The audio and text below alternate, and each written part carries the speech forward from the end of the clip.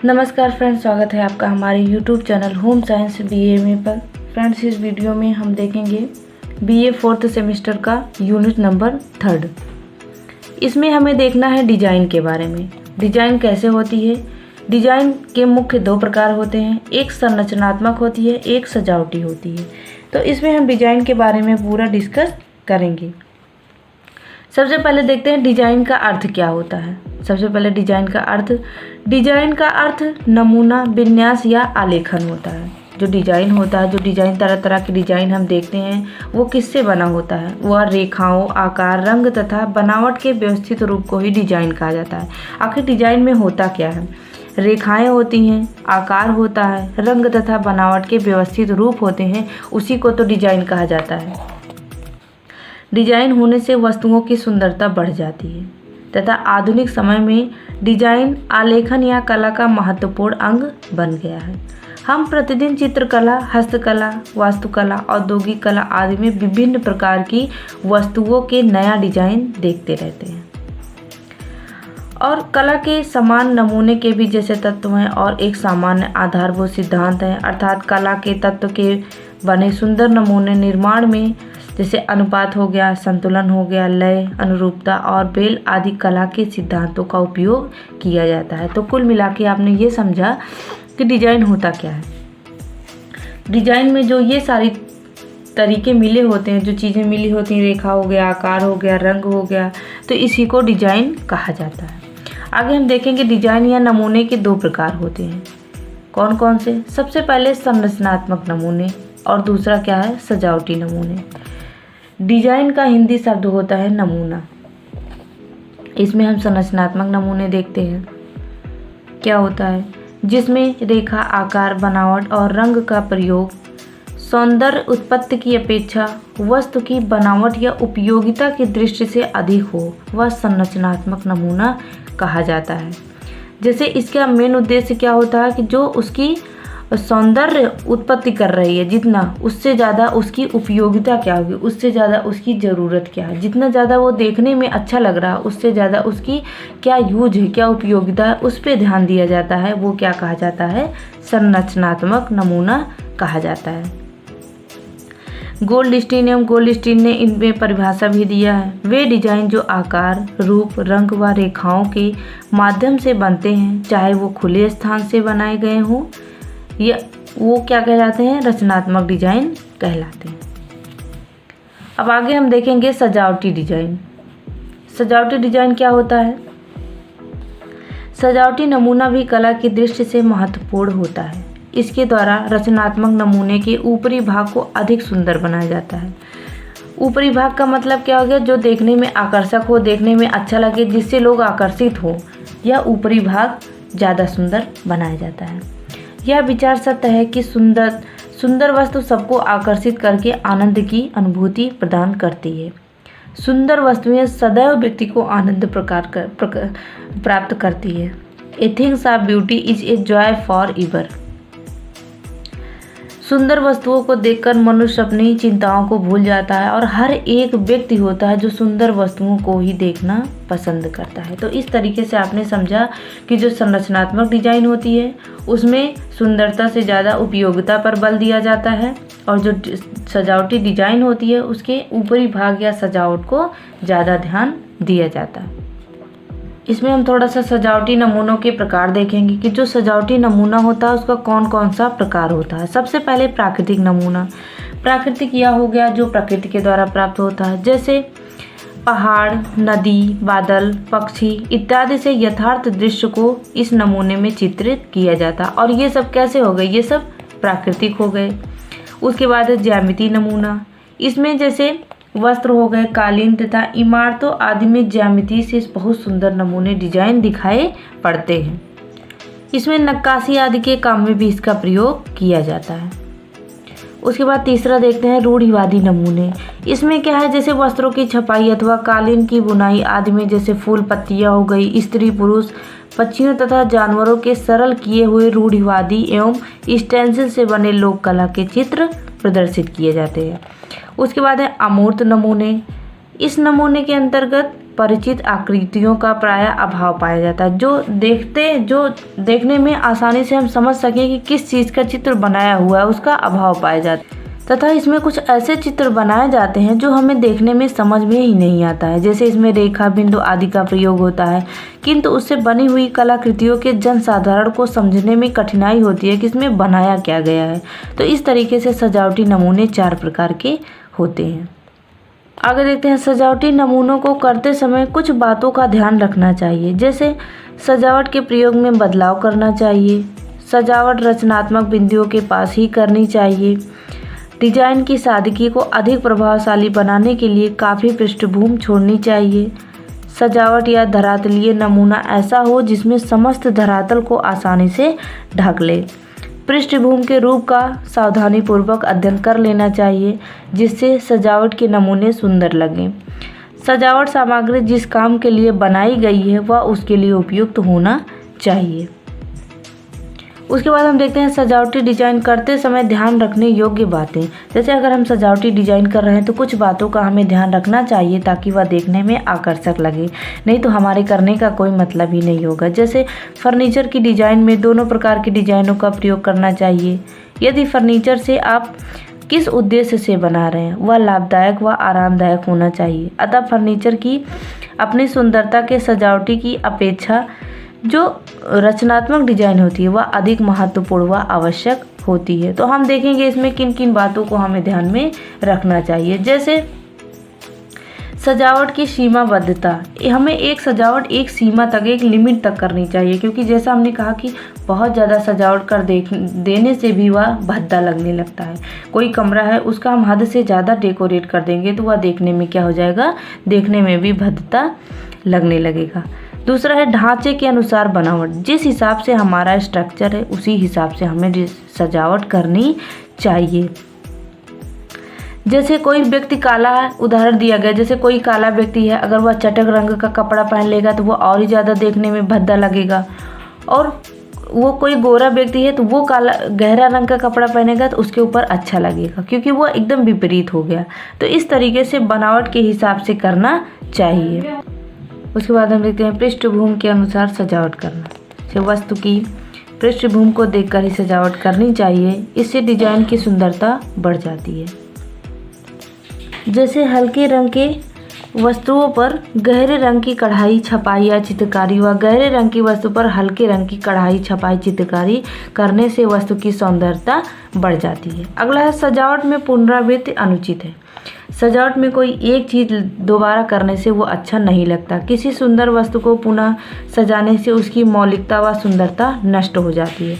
जैसे किसी फूलदार कपड़े पर कढ़ाई करने से उसकी सुंदरता नहीं बढ़ती है। तो एक बार हम अनुपात के बारे में देख सकते हैं। जैसे ये गलत तरीका हुआ, ये सही तरीका हुआ, जिस हिसाब से पॉट हो उसी हिसाब से फूल होना चाहिए। इसमें भी हम देख सकते हैं कि ये चौड़ाई में है तो ये छोटा है, तो ये चौड़ाई में है तो इसको हम बढ़ा सकते हैं। तो इस तरीके से अगर संतुलन की बात की जाए तो इसमें संतुलन आप देख सकते हैं कि किस तरीके से फूलों में संतुलन बनाया जाता है। उसके बाद रचनात्मक डिजाइन व सजावटी डिजाइन में अंतर, दोनों में क्या अंतर होता है। यह साधारण होती है और यह अलंकारिक होती है, सजावटी होती है। इस डिजाइन में कम व्यय होता है और इस डिजाइन पर ज़्यादा खर्चा होता है। ये डिजाइन मौलिक तथा वास्तविक होती है और ये डिजाइन में कभी कभी आवश्यकता से अधिक सजाने पर इसकी मौलिकता तथा वास्तविकता खत्म हो जाती है। इसमें क्या है कि रचनात्मक डिजाइन में पुनरावृत्ति होने से उसका कोई प्रभाव नहीं पड़ता जितना सजावटी पर होता है, और इसमें पुनरावृत्ति होने पर उसकी सुंदरता, मौलिकता नष्ट हो जाती है। इस डिजाइन को सजाने से पहले उसके वस्तु व स्थान पर, पदार्थ पर उतना ध्यान नहीं दिया जाता। इसमें सजावटी डिजाइन की सजावट करने से पहले स्थान व पदार्थ का ध्यान रखना आवश्यक होता है। रचनात्मक डिजाइन पर ही सजावटी डिजाइन बनाई जाती है, लेकिन सजावटी डिजाइन के लिए रचनात्मक डिजाइन का होना आवश्यक नहीं है तथा सजावटी डिजाइन के लिए रचनात्मक डिजाइन का होना आवश्यक है। उसके बाद हम देखते हैं डिजाइन के तत्व। डिजाइन के निम्नलिखित तत्व होते हैं, जैसे रेखा तथा रूप। रेखाओं के मिलने से ही नमूना या आकृति या डिजाइन बनता है। तो इसमें 3 प्रकार की रेखाएं होती हैं, जैसे आवृत रेखा, समरेखा व विषम रेखा का प्रयोग समरूपता का परिचायक होता है तथा परस्पर विरोधी रेखाएं आकृति में विषम रूपता का भी निर्माण करती हैं। गृह साज सज्जा में व गृह की योजना बनाने में रेखाएं बहुत महत्वपूर्ण स्थान रखती हैं, क्योंकि इन्हीं के सहयोग से कोई एक डिजाइन या आकृति बनती है। कभी कभी यह इतनी घनिष्ठ अंग बन जाती हैं कि इनको अलग करना कठिन हो जाता है। इसमें जो मुख्य रेखाओं का प्रयोग किया जाता है निम्न है, जैसे पड़ी अथवा समतल रेखाएं। ये रेखाएं जो होती हैं वो चौड़ी रेखाएं होती हैं, पड़ी अथवा समतल रेखाएं। ये खड़ी रेखाओं के धरती के ऊपर की तरफ जाने से असर को मिटाती है। इनमें सुबह के सूर्य के दर्शन अथवा संध्या के सूर्यास्त का इशारा मिलता है। जैसे आधुनिक डिजाइनों के एक मंजिल के प्रवासों में पड़ी रेखाओं की प्रधानता होती है, जैसे अंदर सोफा, मेज, पलंग व अलमारियों की पड़ी रेखाएं खड़ी रेखाओं के सख्त तथा सादे प्रभाव तीव्रता को धीमा करती हैं। तो इस तरीके से हर एक रेखाओं को अपना अलग अलग महत्वपूर्ण स्थान होता है। अगली रेखा है खड़ी अथवा लंबवत रेखाएं। ये रेखाएं लंबाई में होती हैं। खड़ी रेखाओं से ऊंचाई का पता चलता है। इनमें जैसे यूकेलिप्टस के पेड़ की तरफ, फूलों में सूरजमुखी की तरफ, कमरों में पर्दों की तरफ, दरवाजों व ऊंची अलमारियों अथवा छत तक पहुंचती 2 दीवारों के मिलने की रेखा की तरफ ध्यान दिया जाता है। उसके बाद अगला है तिरछी रेखाएं। ऐसी रेखाएं पहाड़ी क्षेत्रों में घरों की छतों पर व सीढ़ियों में स्पष्ट रूप से दिखाई देती है। इसके गलत उपयोग से परेशानी भी हो सकती है। उसके बाद चौथा है वक्र रेखाएं। इन रेखाओं का उपयोग पुरातन स्थापत्य कला के गुंबदों में अधिक दिखाई देता था। ये रेखाएं बादलों, पुष्पों की पंखुड़ियों तथा घुमावदार नदी की याद दिलाती थी। घरों में वक्र रेखाओं के उपयोग से फर्नीचर अथवा अन्य वस्तुओं को सुंदर बनाया जा सकता था। तो इस तरीके से ये मुख्य 4 रेखाओं का प्रयोग किया जाता है। उसके बाद देखते हैं रेखाओं के संवेगात्मक प्रभाव। संवेगात्मक प्रभाव जैसे कई तरह की रेखाओं के अलग अलग मनोवैज्ञानिक प्रभाव होते हैं। आप अपने चारों तरफ दृष्टि डालिए तो आपको समस्त वस्तुओं में कई तरह की रेखाएं दिखेंगी और हर एक रेखाओं का अपना अलग अलग महत्वपूर्ण स्थान होता है। जैसे पड़ी अथवा समतल, ये जो चौड़ी रेखाएं होती हैं इनसे शांति, विश्राम एवं स्थिरता का अभाव होता है। खड़ी अथवा लंबवत रेखाओं से कठोरता, अनुशासन, क्रियाशीलता, पौरुषता, तत्परता, सादगी एवं सजीवता के भाव को उत्पन्न करती है। तिरछी रेखाएं ये आगे की तरफ झुकी हुई रेखाएं जो होती हैं धकेलने व पीछे की तरफ झुकी हुई रेखाएं खींचने की तरफ इशारा करती हैं। और वक्र रेखाएं जो होती हैं प्रसन्नता, लालित्य व शिष्टता को दर्शाती है। उसके बाद हम आकार के बारे में देखेंगे तो आकार में समानुपात के प्रयोग से अनुरूपता पैदा होती है। आकार का भी गृह सज्जा में प्रमुख स्थान होता है। आकार के सौंदर्य के बिना अच्छे से अच्छा रंग या बनावट व सज्जा व्यर्थ लगती है, क्योंकि आकार के द्वारा ही हम किसी आकृति का आकार बता सकते हैं। जैसे अगर कोई हमने डिजाइन बनाया उसमें कोई आकार ही नहीं है, कुछ भी बना दिया है, तो वो देखने में समझ में भी नहीं आएगा और अच्छा भी नहीं लगेगा। आकार के सौंदर्य के बिना अच्छे से अच्छा रंग, बनावट व सज्जा व्यर्थ लगती है, क्योंकि उसका कोई आकार ही नहीं है। यहाँ तक कि उपयोग में आने वाली वस्तु में भी यदि आकार में हो तो वो भी सुंदर लगती है। उसी प्रकार प्रेरणा प्रदान करती है, जिस प्रकार ललित कलाएँ। तो अच्छे आकार की 2 विशेषताएं होती हैं। किसी वस्तु या आकार उसके कार्य के उपयुक्त हो और जिस वस्तु से यह वस्तु बनाई गई है वह उससे अधिक प्रभावशाली होनी चाहिए। तो इस तरीके से रेखा तथा आकार का गहरा संबंध होता है, क्योंकि किसी भी आकार को बनाने के लिए रेखाओं का प्रयोग करके ही आकार को बनाया जाता है। तो आकार एवं आकृति बहुत सुंदर बनेगी।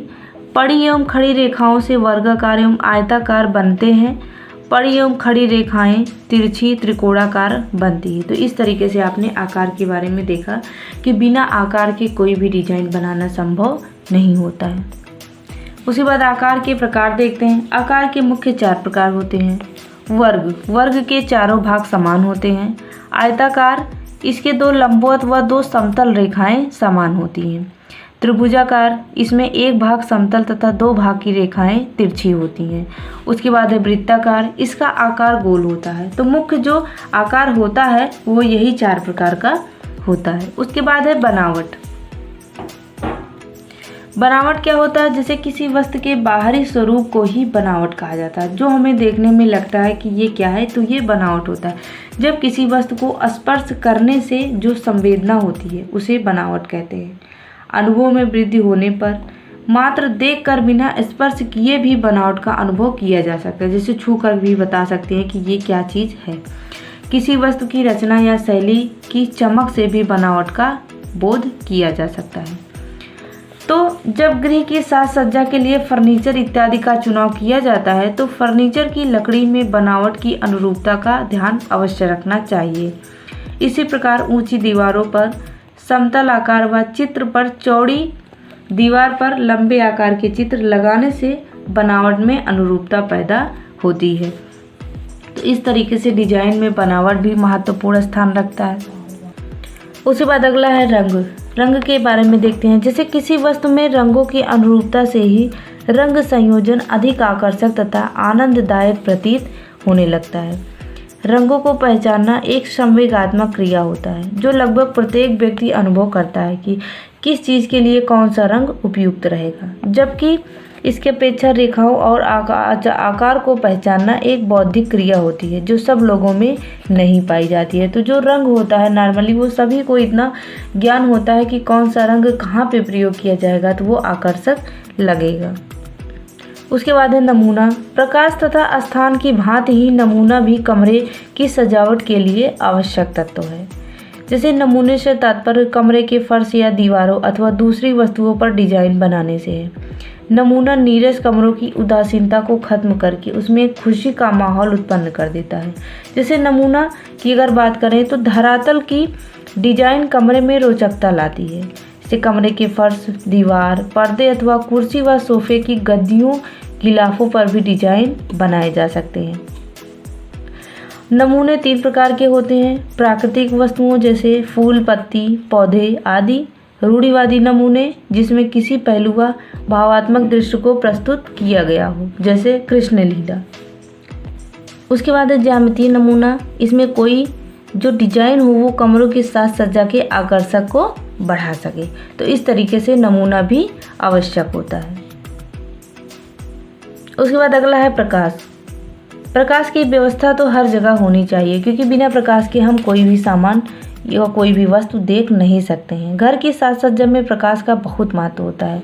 प्रकाश स्वास्थ्य तथा सजावट दोनों के लिए जरूरी है। प्रकाश से ही जीवन में गतिशीलता व प्रसन्नता के भाव उत्पन्न होते हैं। सजावट के साथ ही साथ आधुनिक कृत्रिम प्रकाश की भी कार्यात्मक उपयोगिता होती है। कृत्रिम प्रकाश संपूर्ण कमरे में अपनी किरणें बिखेरता हुआ एकता पैदा करता है और छोटे कमरों में प्रकाश की उचित व्यवस्था होने से बड़े सामान दिखाई देने लगते हैं। तो इस तरीके से जो प्रकाश की व्यवस्था होती है वो हर घर में होनी चाहिए। इससे क्या होता है कि किसी भी चीज़ को हम आसानी से देख सकते हैं तथा समझ सकते हैं। बिना प्रकाश के सब कुछ बेकार है। उसके बाद है स्थान। डिजाइन के तत्व के रूप में स्थान से तात्पर्य होता है कि दृष्टिगत रूप से कमरे का आकार बढ़ना व कमरे को विश्राम व सुंदरता महसूस करना। जैसे कमरों के मध्य बड़ी से बड़ी अविभाजित खुला स्थान आँखों को दूर तक जाने देता है। तो स्थान से ही कोई चीज़ अच्छा लगता है। जैसे विशेषता जब संपूर्ण स्थान में एक जैसे पदार्थ अथवा रंग का प्रयोग किया जाए तो शीत व हल्के रंग कमरे में विशेष भावात्मक प्रभाव पैदा करते हैं। फर्श से छत तक का कांच का पर्दा प्रयोग में लाने से कमरे में विशिष्टता की अनुभूति होती है। जैसे गहरे जाते हुए चित्र वाली पेंटिंग, शीशा व सीनरी वाले वॉलपेपर प्रयोग में लाने से कमरे की जो आकर्षकता होती है वो बढ़ जाती है। तो इस तरीके से स्थान भी महत्वपूर्ण होता है। उसके बाद देखते हैं विचार। घर की छोटी से छोटी व्यवस्था करते समय भी अनुरूपता का ध्यान रखना चाहिए। जैसे खाने की मेज की सजावट करते समय मेज की सभी वस्तुओं को व्यवस्थित करके रखना चाहिए। व्यवस्थित और सजी मेज में अनुरूपता का भाव पैदा होता है। गृह व्यवस्था करने से पहले विचारों में अनुरूपता होनी चाहिए। तो इस तरीके से जो विचार होते हैं वो हमारे घर में सभी व्यक्तियों के मिलने चाहिए, क्योंकि घर में सदस्य चाहे जितने हों, अगर उनका विचार आपस में नहीं मिल रहा है तो साथ में रहने का कोई मतलब नहीं होता है। तो इस तरीके से जो हमारे घर की व्यवस्था होती है या साज सज्जा होती है, हमारे घर के प्रत्येक व्यक्ति को होनी चाहिए तथा उनको भी पता होना चाहिए कि किस तरीके से कब क्या हमारे लिए आवश्यक होता है। तो इस वीडियो में हमने डिज़ाइन देखा, डिज़ाइन के तत्व देखा। तो वीडियो को पूरा देखें। वीडियो देखने के लिए धन्यवाद।